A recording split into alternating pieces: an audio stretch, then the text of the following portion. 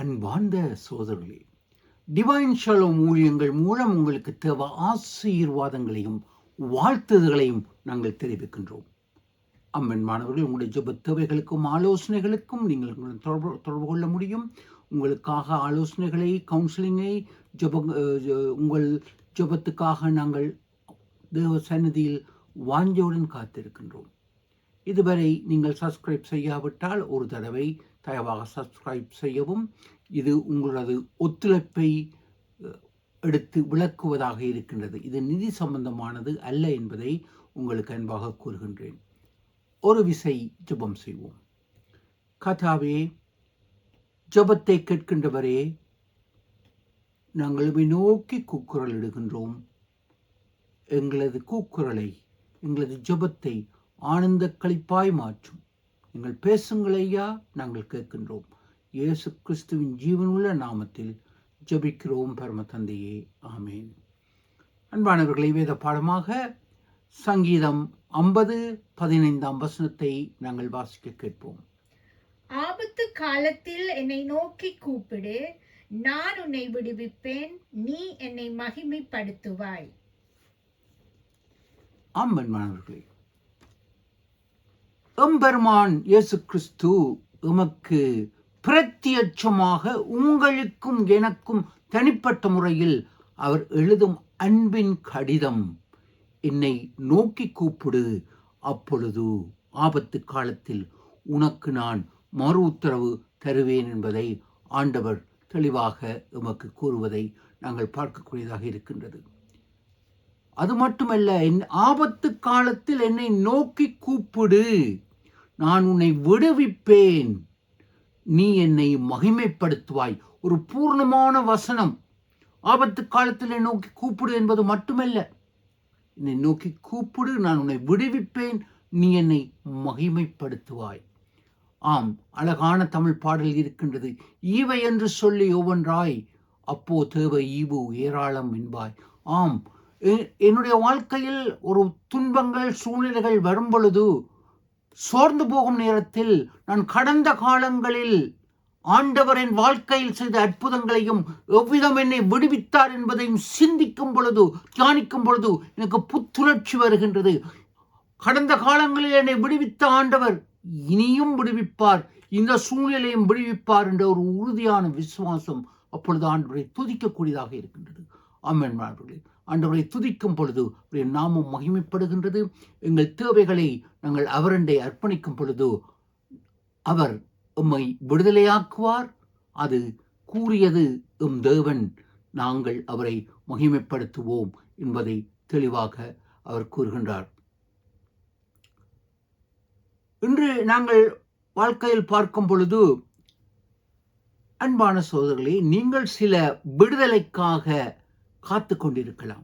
உங்கள் சரீர சம்பந்தமான வியாதிகள், உங்கள் குடும்ப கட்டுகள், குடும்பம் புனைப்புகள் சீராக இல்லாமல் இருக்கலாம். தொழில் சம்பந்தமாக பிரச்சனைகள் இருக்கலாம். உங்கள் பிள்ளைகளை குறித்த சூழ்நிலைகள் இருக்கலாம். உங்கள் நண்பர்களை குறித்த சூழ்நிலைகள் வேதனையாக இருக்கலாம். ஒருவேளை தீய பழக்க வழக்கங்களுக்கு, பாவ பழக்க வழக்கங்களுக்கு நீங்கள் அடிமைப்பட்டு இதிலிருந்து விடுதலையாக வேண்டும். இந்த இருள் காலங்கள் இருக்கின்றது. எதில் இருந்து எனக்கு விடுதலை வேண்டும்? என் சரீர சுகம் வேண்டும், என் குடும்ப அமைப்பு சீராய் இருக்க வேண்டும் என்று நீங்கள் ஏங்கி தவிக்கின்றீர்களா? இந்த பாவக்கட்டிலிருந்து எனக்கு விடுதலை வேண்டும் என்று நீங்கள் வாஞ்சிக்கின்றீர்களா? ஆண்டவர் கூறுகின்றார், என்னை நோக்கி கூப்பிடு, நான் உனக்கு மறு உத்தரவு அருளை செய்வேன் என்று கூறுகின்றார். அன்பான சகோதர சகோதரிகளே, ஒருவேளை நாங்கள் எங்கள் வாழ்க்கையில் பரம்பரை சாபங்களின் ஊடாக கடந்து கொண்டிருக்கலாம். ஆம், நாங்கள் எங்கள் மூதாதையர் செய்த தவறுகள் ஒருவேளை எம்மை தாக்குகின்றது, எம் வாழ்க்கையில் சூழ்நிலைகள் எம்மை தாக்குகின்றது என்று நாங்கள் சிந்திக்கலாம். ஆயினும் எம்பெருமான் இயேசு பரம்பரை சாபங்களையும் அவர் உடைத்து உங்களுக்கு சுபிட்சம் தருகின்றார். அன்பானவர்களே, இதை விளக்க நான் வேதத்தில் இருந்தே ஒரு விளக்கத்தை கூறுகின்றேன். 2 ராஜாக்கள் 5ஆம் அதிகாரத்தில் அங்கு கேயாசி என்ற மனிதன் தேவ சாபத்தை, அதாவது உன்னுடைய எஜமான் சாபத்தை கொடுக்கின்றார். பரம்பரையாக உனக்கு இந்த சாபம், உன் சந்ததிக்கு குஷ்டரோகம் வரும் என்பதை அங்கு கூறுகின்றார். அவன் செய்த தவறுக்காக பண ஆசையின் இச்சையினால் அங்கு இறை நாமத்தைக்கு இழுக்காக அவன் செயல்பட்ட பொழுது எலிசா தீர்க்கதரிசி அவனுக்கு சாபம் கொடுக்கின்றார் பரம்பரையாக. ஆயினும் இங்கு பார்க்கின்றோம் மத்தேயு 8ஆம் அதிகாரத்தில் அங்கு எம்பெருமான் இயேசு குஷ்டரோகிகள் அனைவரையும் தொட்டு குணமாக்குகின்றார். முழங்கால் படியிட்டு, ஆண்டவரே உமக்கு சித்தமானால் சுத்தமாக்கும். ஆம், இந்த குஷ்டரோகி அந்த கேயாசின் பரம்பரையில் வந்தவனாக இருந்திருக்கலாம். ஆமென்மானவர்களே, இத்தனை பரம்பரை சாபங்களையும் உடைத்து உங்களுக்கு சுபீட்சத்தையும் விடுதலையும் உங்கள் கட்டுகளையும் அறுக்கின்ற தேவன் இன்று எனது பேனரில் இங்கே போட்டிருக்கின்றேன். விலங்குகள் முறிக்கப்படுகின்றன. ஆம், எம் வாழ்க்கையின் கட்டுகள், விலங்குகள் முறிக்கப்படுகின்றது எம்பெருமான் இயேசுவின் சுபீட்சத்தினால் என்பதை நாங்கள் அறியக்கூடியதாக இருக்கின்றது. அன்பானவர்களே, ஆண்டவர் தனிப்பட்ட முறையில் கூறுகின்றார், என்னை நோக்கி கூப்பிடு, நான் உனக்கு விடுதலை தருவேன் என்பதை தெளிவாக கூறுகின்றார். அன்பானவர்களே, எங்கள் வாழ்க்கையில் சூழ்நிலைகள் பாதகமாக இருக்கும் பொழுது, உதவி வேணும் என்று இருக்கும் பொழுது நாங்கள் நண்பர்களை சென்று உதவி கேட்கக்கூடிய சந்தர்ப்பங்கள் இருக்கின்றது. ஆயினும் எல்லா நண்பர்களும், எல்லா உறவினர்களும், எல்லா குடும்பத்தினர்களும் உதவி செய்தார்களா? இல்லை. ஆம், அவர்கள் ஒருவேளை உதவி செய்ய முடியாத சூழ்நிலைகள் இருந்திருக்கலாம். ஆயினும் உதவி செய்யக்கூடிய சூழ்நிலைகள் இருந்தும் உதவி செய்யாமல் பாராமுகமுடன் இருந்த சூழ்நிலைகள் எத்தனையோ இருக்கின்றதை என்பதை நீங்கள் உங்கள் அனுபவத்தில் கண்டிருப்பீர்கள். அன்பானவர்களே, ஆம், நான் ஆஸ்திரேலிய நாட்டுக்கு வந்த பொழுது தனியாக வந்தேன். எத்தனையோ உறவினர்கள் இருந்தும் தனியாக ஒரு நேர உணவிற்கு அவதிப்பட்ட வேளைகள் இருக்கின்றது. உறவு எங்கே? ஒன்றும் இல்லை. ஆம் அன்பானவர்களே, இன்று அருமையான கவிஞர் ஒரு கவி பாடுகின்றார். அண்ணன் என்னடா, தம்பி என்னடா, அவசரமான உலகத்திலே ஆசை கொள்வதில் அர்த்தம் என்னடா, காசில்லாதவன் குடும்பத்திலே. தன் அண்ணனிடம் சென்று அவசர தேவைக்கு பணம் கேட்ட பொழுது தமையன் இல்லை என்று மறுத்த பொழுது கவிஞர் கண்ணதாசன் அழகாக இந்த கவியை பாடுகின்றார். இன்றைய உலகம் அவசரம். உதவி கிடைக்கும் என்றால் உதவி செய்யும், எம்மால் லாபம் இருக்கும் என்றால் உதவி செய்யும். ஆனால் எம்பெருமான் இயேசு அப்படி அல்ல. இன்று நாங்கள் இமெயில் போடுகின்றோம், உதவி கேட்டு இமெயில் அனுப்புகின்றோம், வாட்ஸ்அப் அனுப்புகின்றோம். ஆனால் அதைவிட சிறந்தது இமெயில் அல்ல நண்பர்களே, நீல்மெயில். முழங்காலில் நின்று ஆண்டவருக்கு எடுக்கும் விண்ணப்பம், அது சாலச் சிறந்தது. அன்று வாட்ஸ்அப்பில் நாங்கள் அநேக செய்திகளை அனுப்புகின்றோம். ஆம், ஆயினும் சிறந்த வாட்ஸ்அப் எது? நாங்கள் மேல் நோக்கி மேலே இருப்பவரை வாட்ஸ்அப் என்று மேலே இருக்கும் அப்பாவை பார்ப்பதுதான் சிறந்த வாட்ஸ்அப். ஆம், இன்று எனக்கு ஒரு ஊழியக்காரன் போதகர் கூறினார், கண்டபடி நேரங்களை வாட்ஸ்அப்பில் செலவழிக்க. அவர் கூறியது சரி. நாங்கள் ஆண்டவுடன் நாங்கள் அதிக நேரங்களை செலவழிக்க வேண்டும். தேவ செய்திகளை, சரியான செய்திகளை நாங்கள் பார்ப்பது சிறந்தது.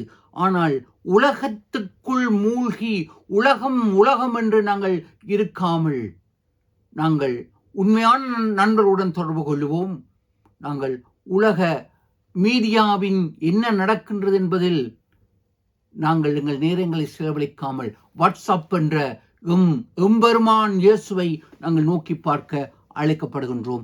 அன்பானவர்களே, எம்பெருமான் இயேசு உங்களுக்கு ஒரு தொலைபேசி இலக்கத்தை தருகின்றார், வாட்ஸ்அப் நம்பரை தருகின்றார். ஆச்சரியமாக இருக்கின்றதா? இறைவன் உங்களுக்கு வாட்ஸ்அப் நம்பர் தந்திருக்கின்றார். ஆம், அது 333. ஆம், இறைவனுடைய தொலைபேசி இலக்கம் 333. அது என்ன?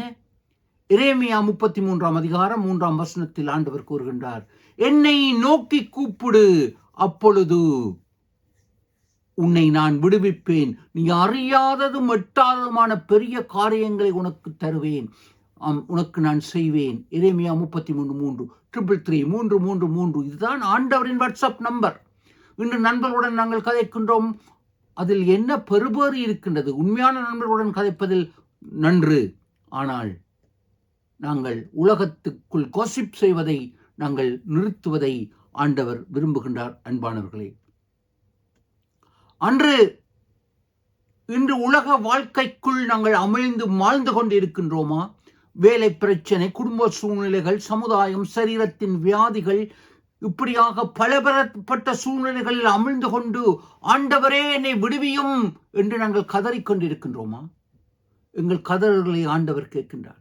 அன்று பேதுரு ஆழ்கடலில் அமிழ்ந்து போகின்றார். மத்தேயு 14:29 முதல் 33 நாங்கள் பார்க்கக்கூடியதாக இருக்கின்றது.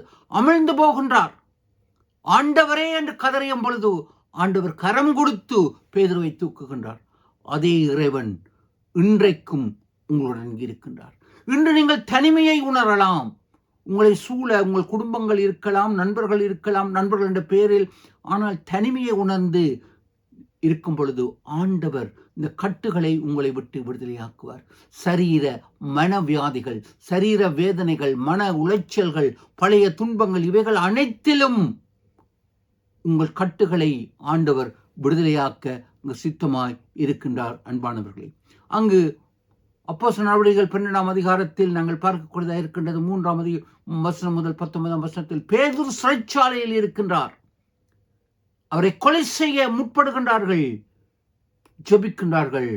அங்கு சிறைச்சாலை கதவுகளை திறந்து பேதுருவை விடுதலையாக்கிய அதே தேவன், ஜெபத்தை கேட்ட தேவன், உங்கள் சிறையிருப்பை மாற்றுவார், உங்கள் கட்டுகளை மாற்றுவார், உங்கள் ஜெபங்களை கேட்கின்றார். அன்பானவர்களே, ஆண்டவரை நோக்கி கூப்பிடுங்கள். நீங்கள் ஒரு அடி எடுத்து வைத்தால் ஆண்டவர் 100 அடி எடுத்து வைப்பார். இன்று எந்த ஊழியக்காரனும் எந்த போதகர்மாரும் உங்களுக்கு விடுதலை தர முடியாது. எந்த திருச்சபையும் விடுதலை தர முடியாது. ஆனால் இயேசுதான் உங்களுக்கு விடுதலை தர முடியும். ஊழியக்காரர்கள் வெறும் கருவிகள். நான் கூட வெறும் கருவி. இந்த உங்கள் தொலைபேசியை போல நானும் ஒரு வெறும் கருவி, ஆண்டவரின் சத்தம். ஆனால் ஆண்டவர் இயேசு மட்டும்தான் உங்களுக்கு விடுதலை தருகின்றார். என்ன எல்லா மகிமையையும் ஆண்டவருக்கு கொடுங்கள், மனிதர்களுக்கு அல்ல. ஆம், அவர் வல்லமையான ஊழியக்காரன் இல்லை.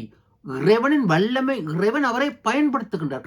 கனம் மகிமை இயேசுவுக்கு மட்டுமே. ஆம், இதை நாங்கள் புரிய வேண்டும். அவரை நோக்கி கூப்பிடுங்கள். கனத்தையும் துதியையும் ஆண்டவருக்கு கொடுங்கள். ஆம் அன்பானவர்களே, உங்கள் சூழ்நிலைகள் கசப்பும் வேதனையும் மனதில் சஞ்சலங்கள் இருந்தால், உடலில் குடும்ப சூழ்நிலைகள் எதுவாக இருந்தாலும் ஆண்டவரை நோக்கி கூப்பிடுங்கள், விடுதலை தருவார். ஜெபமே ஜெயம். தேவன் உங்களை பரிபூர்ணமாக ஆசீர்வதிப்பார். அன்பானவர்களே, தேவராஜ்யத்தின் விஸ்தாரத்துக்கு நீங்கள் இக்காணொலியை பார்த்தும் இதை உங்கள் நண்பர்களுடன் பகிர்வதற்கும் சப்ஸ்கிரைப் செய்வதற்கும் மிக்க நன்றி. தேவன் உங்களை ஆசீர்வதிப்பாராக.